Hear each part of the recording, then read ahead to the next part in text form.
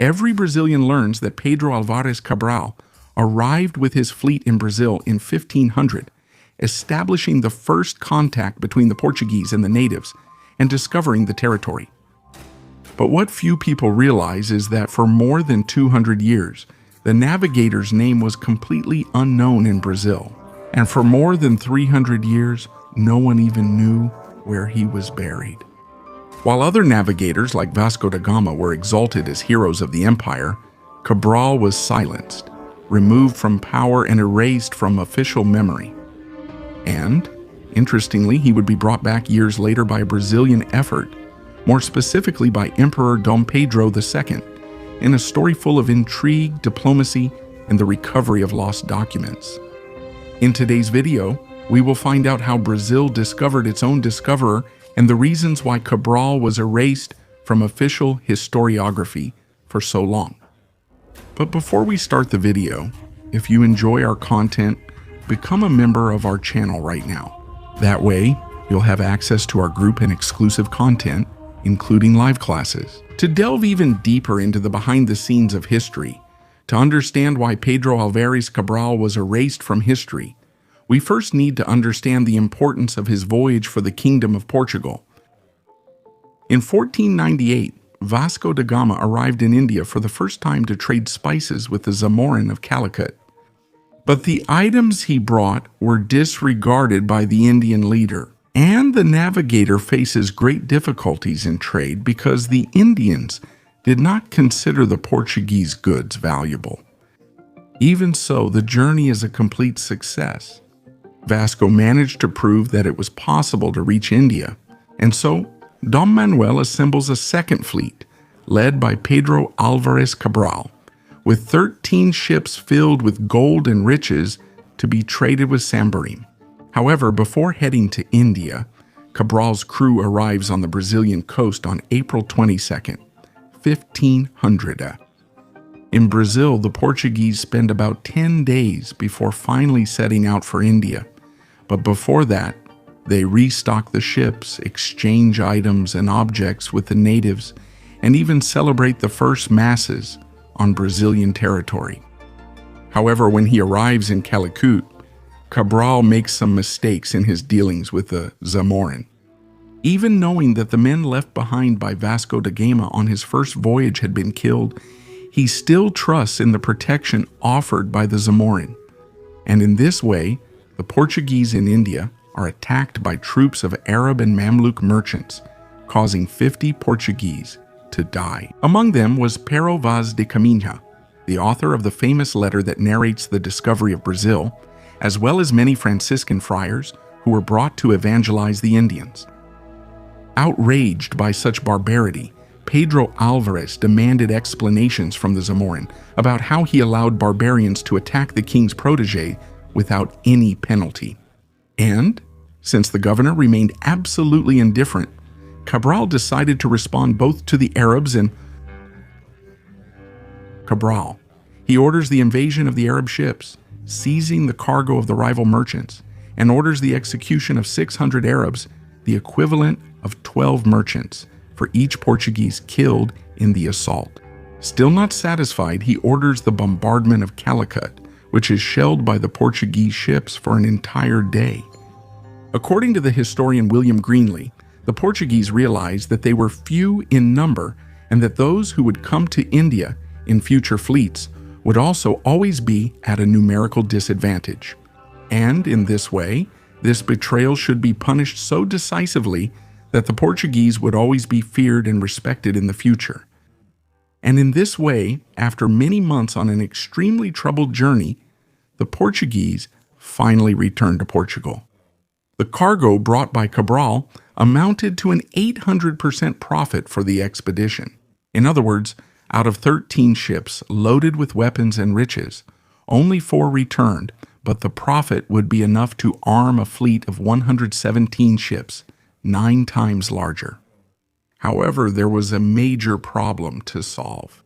The Sambarim of Calicut was literally making the Portuguese sail halfway around the world, only to be deceived and treacherously murdered on the other side of the world. That was something no one could accept. So Dom Manuel assembled the so-called Squadron of Vengeance, which was meant to punish the Samarim and literally strike terror in the Indian seas. And this squadron was supposed to be commanded by Vasco da Gama, but apparently Cabral did not accept this easily and ended up clashing with Dom Manuel. And no one knows for sure what happened.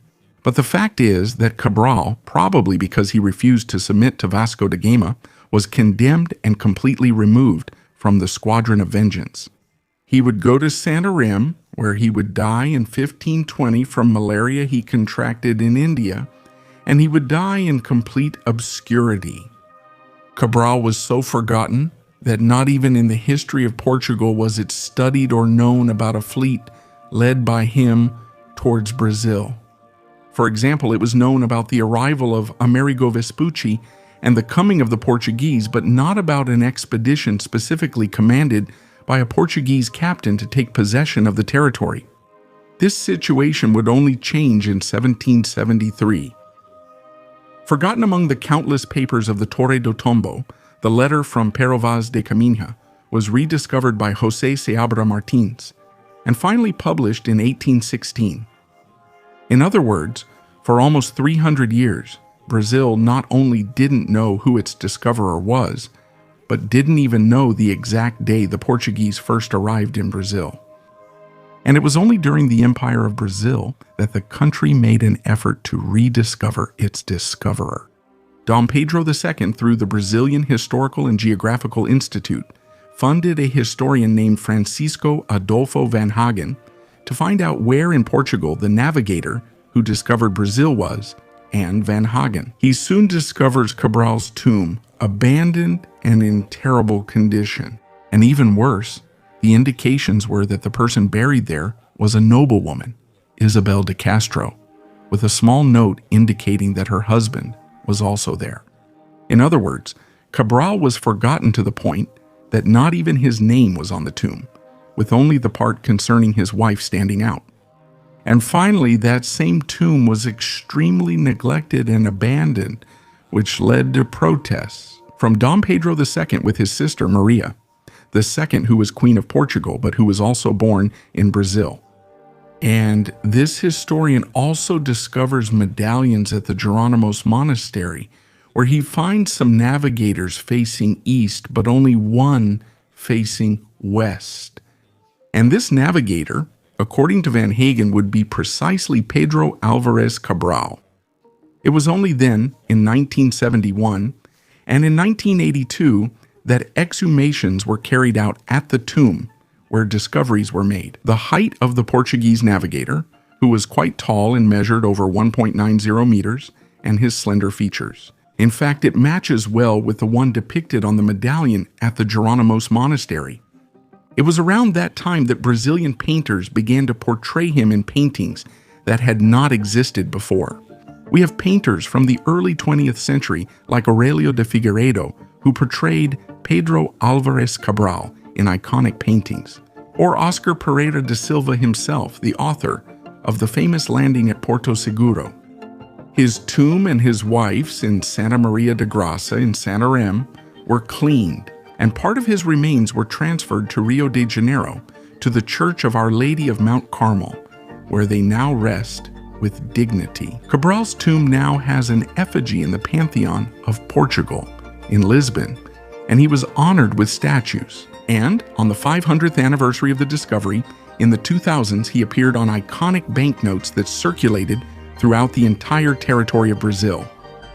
But even so, paintings of Vasco da Gama are still used to portray Cabral, because the commander was erased from history for so long, and thus through the letter of the rescue of the memory of Pedro Álvares Cabral, that Brazil was finally able to discover its discoverer, a nobleman, commander of one of the most expensive expeditions ever organized in history and full of honors, but who died forgotten and completely erased from history. Curiously, it would be the territory he first set foot on that would be responsible for saving him from obscurity, repositioning him as one of the greatest navigators in the history of Portugal, and also as the Portuguese discoverer of Brazil.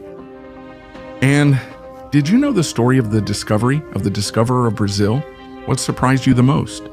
So, leave a comment below, hit the like button, share with those who love history, and subscribe to the channel right now so you don't miss the next videos.